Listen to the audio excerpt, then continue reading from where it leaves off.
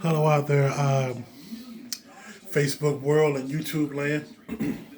I'm back with another project, and this was entitled "Praying on Your Downfall." And a lot of us get tied up in the people we call friend and the so-called family members.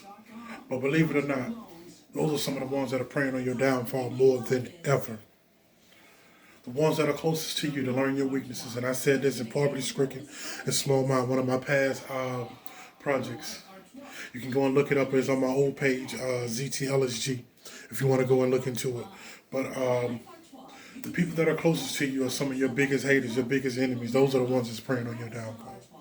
A lot of time when that person is sitting in, acting like they're there to comfort you and to help you, and they want to see you and do your best.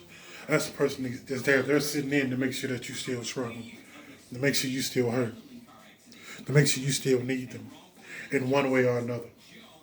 And the saddest part about it be the people that's closest to you. It be the ones you call homeboy, the one you say that's my partner, that's my friend. We've been best friends forever. Those people, the ones you call cousin, sister, brother, auntie, yeah, mother, even your own mother could want to hold you down.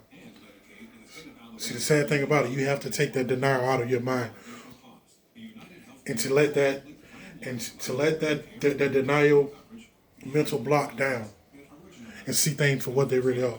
And stop saying, oh, he or she wouldn't do that to me. He or she wouldn't do that to me. And like ladies, you'll be like, oh, that's my girlfriend. That's my homegirl. Excuse my language, that's my bitch. You know what I'm saying? That's my BFF. The whole time, that's the one that's preying on your downfall. The one that's closest to you. Do you think all of those movies you see, the person that's closest to them is the one that takes them out? It's not really that cliche, but it's so sad because it's true, man. The ones that are closest to you are preying on your downfall. The one that you show the most love to sometimes. The one that you break your back for. The one that you break your neck for. The one that you go out of your way for. Is the main one wishing to pull you down. That main one that sits up under you all day, every day.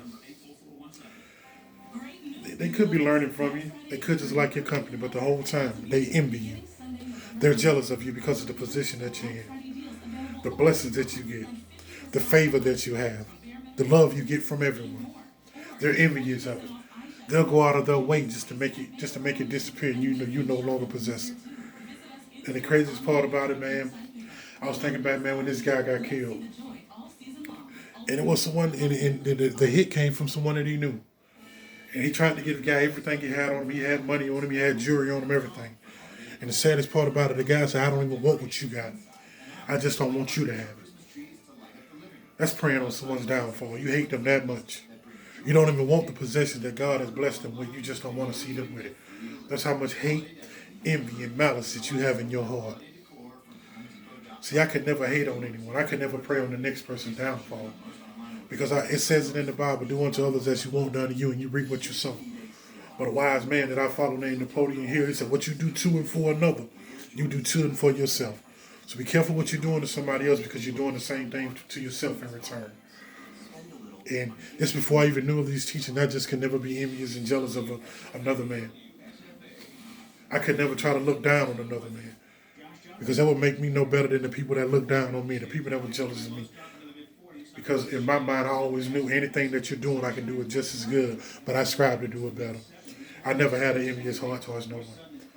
And the sad part about it, majority of the people that were praying on my downfall had more than me.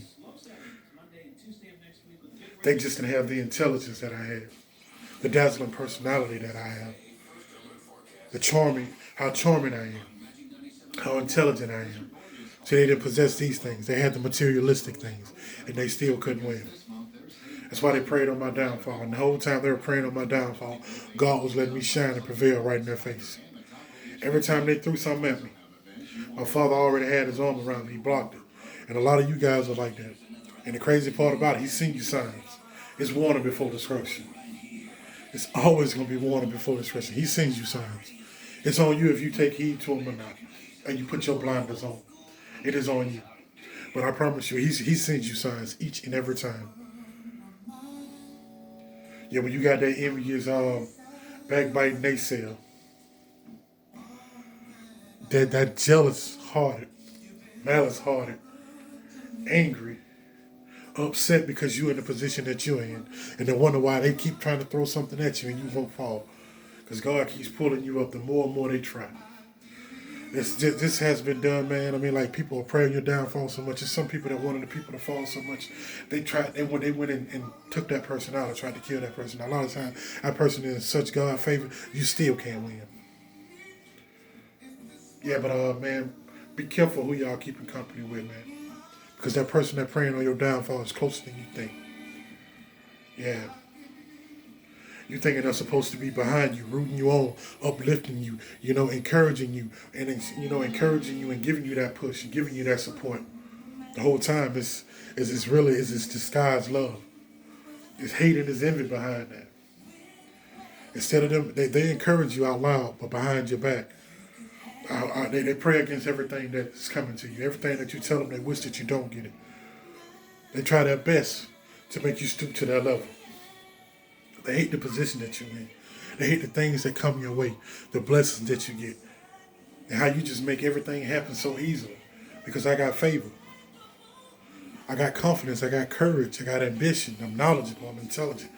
And I'm not ashamed of the person that I am. I'm not envious and I'm not angry at another person for no reason. I know how to let things go, because you have to learn to let things go, unless you're going to forever live in your past. You ain't going to never prepare yourself. You ain't going to never take your present and build your future if you continuously live in your past. That's what's wrong with a lot of people now. That's why they pray on a lot of other people downfall, because they want people to be like them. If you're still stuck in your past and you unhappy and you envious of somebody, that is your problem. You need to deal with it. You need to have a one-on-one with yourself and a one-on-one with God and get it right. Stop praying on the next person's downfall. That ain't their fault that they blessed. That ain't their fault that they favor. And anybody that's blessed and anybody that's favored and anybody that's doing good and your rainstorm of blessings come in, don't you feel bad. Don't downplay nothing that God's giving you to make somebody else feel good. And the thing about it, that person that you're downplaying for is one of the ones that are praying on your downfall, more than likely. But I promise you, see, when you got a good, loving heart, and you ain't God favor, he gonna pinpoint out the difference. He gonna let you know who's real, and he gonna let you know who's fake. And it's on you if you stay there.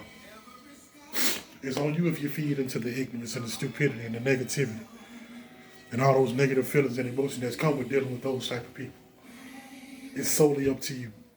Your choice, your decision. That's why you know how to think for yourself. That is solely up to you. But everyone out there, I'm going to go ahead and wrap it up. But I want to give a thanks to God for all of his glory, all of his grace, all of his mercy, all of his blessing. I put him first in everything that I do.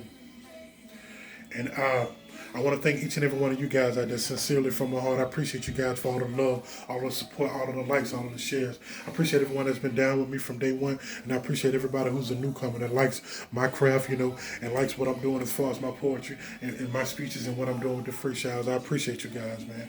And I want to thank all the essential workers out there. You guys have been doing an amazing and a phenomenal job, man, helping us get through this pandemic. And everyone out there, man, be careful who you're keeping company with.